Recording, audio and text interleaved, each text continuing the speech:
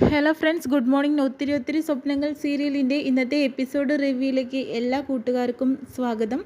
അങ്ങനെ തന്നെ എന്തായാലും ആ ആയുർവേദ ഹോസ്പിറ്റലിലേക്ക് വർഷയും കൊണ്ട് വിവേക് എത്തുകയാണ് കേട്ടോ. അതിനുശേഷം തന്നെ അവിടുത്തെ ഡോക്ടർ വർഷയെ നന്നായി പരിശോധിക്കുന്നുണ്ട്. ആ സമയത്ത് ചോദിക്കുന്നുണ്ട് അവിടെ ഡോക്ടർ എന്താണ് വർഷയെക്കുറിച്ച് പറഞ്ഞത്. അവളൊരു സെമി കോമ സ്റ്റേജിലാണെന്നൊക്കെയാണ് പറഞ്ഞത്. എനിക്ക് നോക്കിയിട്ട് അങ്ങനെയൊന്നും തോന്നിയില്ല. വർഷ ഉടനെ തന്നെ സുഖപ്പെടും. ഞങ്ങൾക്ക് 21 ദിവസത്തെ ധാരയും കാര്യങ്ങളെല്ലാം ഉണ്ട്. അതെല്ലാം കഴിഞ്ഞതിന് ശേഷം തന്നെയാണ് നല്ലൊരു റിസൾട്ട് വർഷയ്ക്ക് ഉണ്ടാകും. അതിനുശേഷം തന്നെ എന്തായാലും വർഷ പൂർണ്ണ ആരോഗ്യം ഉണ്ടാവും എന്ന് പറയുന്നു. പക്ഷേ ഒരു പ്രശ്നമുണ്ട് വിവേക്. മാത്രമല്ല എന്താണെന്ന് വെച്ചിട്ടുണ്ടെങ്കിൽ ഇവിടെയാണെങ്കിൽ ഒന്നും ഒഴിവില്ല. അതുകൊണ്ട് തന്നെ വർഷ ഇവിടെ ചികിത്സിക്കുക എന്ന് പറഞ്ഞാൽ ബുദ്ധിമുട്ടാണെന്ന് പറയുന്നു. ആ സമയത്ത് ഞങ്ങൾ ഒരുപാട് പ്രതീക്ഷയോടുകൂടി വന്നതാണ് ഡോക്ടർ. ഇനി ഞങ്ങൾ എന്ത് ചെയ്യണം? ഡെയിലി വർഷയെ ഇങ്ങോട്ട് കൊണ്ടുവന്ന് ചികിത്സിക്കാൻ പറ്റുമോ എന്ന് ചോദിക്കുന്നു. ആ സമയത്ത് ഡെയിലി ഇവിടെ കൊണ്ടുവരൽ റിസ്ക് ആണ്. കാരണം ശരീരം അധികം അനങ്ങാൻ പാടില്ല. അല്ലാതെ ഇപ്പം ഇനി എന്താ, ഞങ്ങൾ ഒരുപാട് പ്രതീക്ഷയുണ്ടായിരുന്നു. ആ സമയത്ത് ശരത്ത് പറയുന്നുണ്ട്, ഒരു വഴിയുണ്ട് ഡോക്ടർ. എൻ്റെ വീട് ഇവിടെ അടുത്ത് തന്നെയല്ലേ, ഡോക്ടർക്ക് അറിയോ എൻ്റെ വീട്? അവിടെയാണെങ്കിൽ ഒരുപാട് ഇവിടെ വരുന്ന പേഷ്യൻസ് അവിടെ വന്ന് ട്രീറ്റ്മെൻറ്റിൽ എടുക്കാറുമുണ്ട്. അത് എനിക്കറിയാം, ഭേദപ്പെട്ട് പോവാറുണ്ട്. അപ്പോൾ പിന്നെ എന്നാൽ പിന്നെ അങ്ങനെ ആവട്ടെ, ഞാൻ ഡോക്ടർ റോബിനെ എന്ന് വിളിച്ച്, ആ ഡോക്ടർക്ക് എന്നെ അറിയാം, അവിടെ വന്ന് ഡോക്ടർ ചികിത്സിച്ചിട്ടുണ്ട് ഒരുപാട് പേഷ്യൻസിനെ എന്ന് പറയുന്നു. അങ്ങനെ റോബിനെ വിളിച്ചതിന് ശേഷം തന്നെ വർഷ എന്ന പെൺകുട്ടി ഇവിടെ എത്തിയിട്ടുണ്ട്. പക്ഷേ ഇവിടെ റൂമൊന്നും ഒഴിവില്ല. അതുകൊണ്ട് തന്നെ ഇവിടെ ശരത്തിൻ്റെ വീട്ടിലാക്കുന്നുണ്ട്. റോബിൻ പറയുന്നുണ്ട്, എന്തായാലും അങ്ങനെ തന്നെയാണ് നല്ലത്. ശരത്തിൻ്റെ വീട് നല്ല സൗകര്യമുണ്ടെന്ന് പറയുന്നു. അവിടെ ട്രീറ്റ്മെൻറ്റ് എടുക്കാൻ പറ്റിയ സ്ഥലമാണെന്ന് പറയുന്നുണ്ട്. അങ്ങനെ ഞാനായിരിക്കില്ല ട്രീറ്റ്മെൻറ്റിന് വരിക, റോബിനായിരിക്കും. അതുകൊണ്ട് തന്നെ അവനായിരിക്കും കാര്യങ്ങൾ തീരുമാനിക്കുക. ഉടനെ നിങ്ങളുടെ പുറകിൽ അവനും വരും എന്ന രീതിയിൽ ഡോക്ടർ പറയുന്നു കേട്ടോ. അങ്ങനെ ശരത്തിൻ്റെ വീട്ടിലേക്ക് വർഷയും കൂട്ടിക്കൊണ്ട് വരികയാണ് കേട്ടോ. സ്ട്രെച്ചറിലൊക്കെ കിടത്തിയതിന് ശേഷം വർഷയ്ക്ക് ഒരു മൊമെൻറ്റ്സും ഇല്ല കേട്ടോ. അതിനുശേഷം തന്നെ നമ്മുടെ ശരത്തിൻ്റെ ഭാര്യ ഉണ്ടായിരുന്നു, ആരതി എന്ന് പറഞ്ഞിട്ട്. ആ പെൺകുട്ടി അവിടെ വരുന്നുണ്ട്. അതിനുശേഷം തന്നെ എൻ്റെ പേര് ആരതി. അപ്പോൾ ശരത്ത് പറയുന്നുണ്ട് ഇതെൻ്റെ ഭാര്യയാണെന്ന് പറയുന്നു. അപ്പോഴത്തേനും എല്ലാവർക്കും സന്തോഷമാവുന്നുണ്ട്. അങ്ങനെ ശരത്തിനോടും ബാക്കിയുള്ളവരോടൊക്കെ പറയുന്നുണ്ട് ആരതി, എത്രയും പെട്ടെന്ന് വർഷയുടെ അസുഖം മാറും. ഇങ്ങനെ കിടക്കുമ്പോൾ നിങ്ങൾക്ക് വിഷമമൊക്കെ തോന്നുമായിരിക്കും, പക്ഷേ ഉടനെ തന്നെ പഴയ രീതിയിൽ വർഷ തിരിച്ചു വരുമെന്ന് വാക്ക് കൊടുക്കുന്നുണ്ട് കേട്ടോ ആരതി. എന്നാൽ നമുക്ക് റൂമിലേക്ക് പോയാലോ എന്ന് പറയുന്നു. ആ സമയത്ത് വിവേകിനെയാണെങ്കിലോ വസുന്ധര വിളിക്കുന്നുണ്ട്. എന്തായി മോനെ കാര്യങ്ങൾ? അതായത് ഡോക്ടർ റോബിനാണ് ഇവിടുത്തെ കാര്യങ്ങളൊക്കെ നോക്കുന്നത്. അയാൾ ഇപ്പം തന്നെ വരുമെന്ന് പറഞ്ഞിട്ടുണ്ട്. എന്നിട്ട് കാര്യങ്ങൾ പറയാം മമ്മി എന്ന് പറയുന്നു. എല്ലാവരും നല്ലൊരു ശുഭപ്രതീക്ഷയാണ് നമുക്ക് തന്നിട്ടുള്ളത് എന്നൊക്കെ പറയാം കേട്ടോ. അങ്ങനെ ഡോക്ടർ റോബിൻ എത്തുന്നുണ്ട് കേട്ടോ. അതിനുശേഷം തന്നെ ശരത്തിനോട് പറയുന്നുണ്ട്, എന്താ ശരത്ത് എന്ന് ചോദിക്കുന്നുണ്ട്. ഇവിടെ വർഷ എവിടെയെന്ന് പറയുന്നു. വർഷം മുകളിലാണ്, അവിടെ തന്നെയാണ് സൗകര്യം. എല്ലാ സാധനങ്ങളും ഞങ്ങൾ എത്തിച്ചിട്ടുണ്ട് ഡോക്ടർ, ഇനി പരിശോധിച്ചാൽ മതിയെന്ന് പറയുന്നു. എന്നാൽ നമുക്ക് വർഷയെ ഒന്ന് കാണാമെന്ന് പറഞ്ഞിട്ട് ചെല്ലുന്നു കേട്ടോ. അങ്ങനെ വർഷയെ ചെന്ന് കാണുന്നുണ്ട്. അങ്ങനെ പരിശോധിക്കുന്നു. കാര്യമായിട്ട് തന്നെ ഡോക്ടർ വർഷയെ പരിശോധിക്കുന്ന എല്ലാവരും ആകെ ഞെട്ടി നിൽക്കുന്നുണ്ട് കേട്ടോ. അപ്പോൾ ഇങ്ങനെ പരിശോധിക്കുന്നത് കാണുമ്പോഴത്തേനും വിവേകി ചോദിക്കുന്നു, ഡോക്ടർ എന്ന് വിളിക്കുന്നു. അപ്പോഴത്തേനും 1 മിനിറ്റ് എന്ന് പറയുന്നുണ്ട് കേട്ടോ. പിന്നെ അവിടെ ഒന്നും കേൾക്കുന്നില്ല. പിന്നീടാണെങ്കിലോ ആരതിയെ തന്നെ കാണിക്കുന്നത്. ആരതിയാണെങ്കിലോ വർഷയ്ക്കും അബിക്ക് ശിവയ്ക്കൊക്കെ ഒരു റൂം ഒരുക്കി കൊടുക്കുന്നുണ്ട് കേട്ടോ. ഇതാണ് ഇവിടുത്തെ റൂം. ഇവിടുത്തെ ആളുകൾ വന്ന് ഇവിടെ താമസിക്കുന്നത്.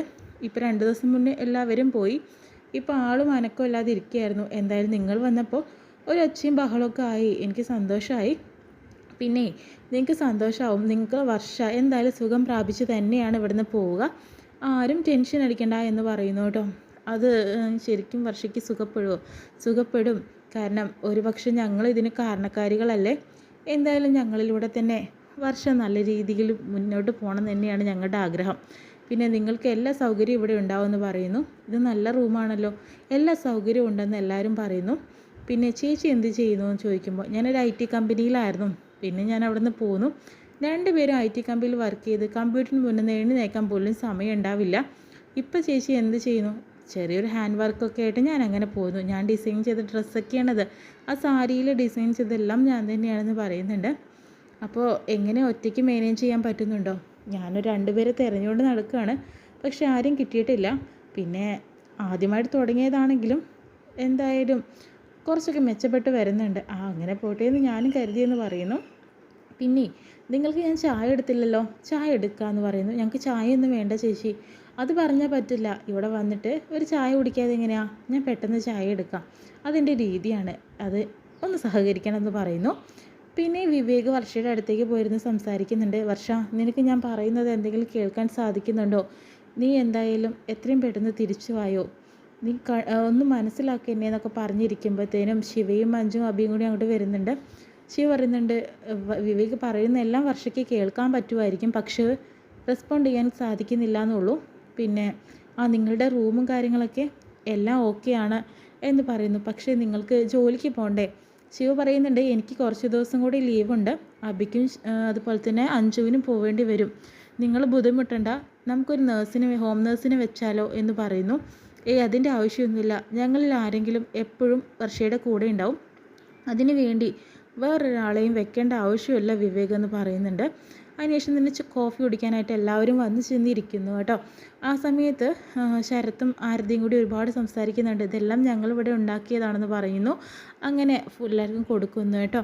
അതിനുശേഷം തന്നെ മധുരം ഞാൻ കുറച്ചേ ഇട്ടിട്ടുള്ളൂ വിവേകിനെന്ന് പറയുന്നു. അതെങ്ങനെ മനസ്സിലായി?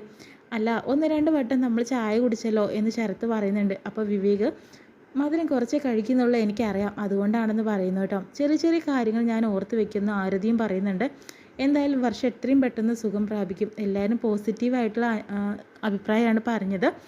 ഒരു പക്ഷേ ഇവിടുന്ന് ആക്സിഡൻ്റ് ആയ ആളുടെ വീട്ടിൽ തന്നെ ചികിത്സിച്ച് മാറണമെന്നായിരിക്കും ദൈവത്തിൻ്റെ കൽപ്പന, അതുകൊണ്ടല്ലേ വർഷം ഇവിടെ തന്നെ എത്തിയത്, നമുക്ക് നോക്കാമെന്നേ എന്ന് പറയുന്നു. അങ്ങനെ വിവേക് പറയുന്നുണ്ട്, ഞാൻ എന്നാൽ നാളെ വരാമെന്ന് പറയുന്നു. എന്തെങ്കിലും ആവശ്യമുണ്ടെങ്കിൽ വിവേക് നീ ടെൻഷൻ അടിക്കേണ്ട, ഇവൾ ഞങ്ങളുടെ സഹോദരിയെപ്പോലെ ഞങ്ങൾ നോക്കിക്കോളാം എന്ന് പറയുന്നു കേട്ടോ.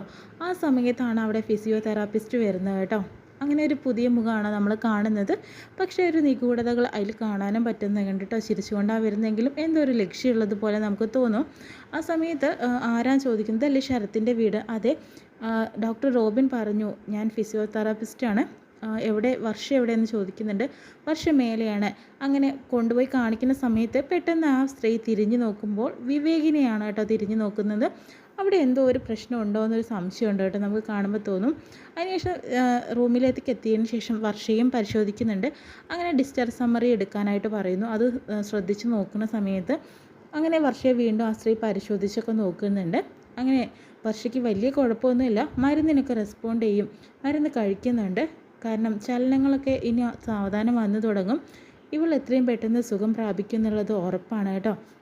നിങ്ങൾ ടെൻഷൻ അടിക്കുന്ന പോലെയൊന്നും അല്ല, വർഷയ്ക്ക് അത്ര വലിയ പ്രശ്നമുണ്ടെന്നുള്ളത് എനിക്കും തോന്നുന്നില്ല. നിരന്തരമായിട്ടുള്ള ഫിസിയോതെറാപ്പിസ്റ്റിലൂടെ നമുക്ക് വർഷയെ പഴയ രീതിയിൽ തന്നെ എത്തിക്കാനായിട്ട് സാധിക്കുമെന്നൊക്കെ അവർ ചിരിച്ചുകൊണ്ട് തന്നെ മറുപടി പറയുന്നുണ്ട്. ഇത് കേൾക്കുന്ന അഭിക്കും ശിവയ്ക്കും അഞ്ജുവിനൊക്കെ വളരെയധികം സന്തോഷമാവുന്നു. തൻ്റെ വർഷ എത്രയും പെട്ടെന്ന് തിരിച്ചു വരട്ടെ എന്ന് ആലോചിച്ചിട്ട് ഇത്രയും കാണിച്ചുകൊണ്ടാണ് ഇന്നത്തെ എപ്പിസോഡ് വിശേഷം കഴിയുന്നത്.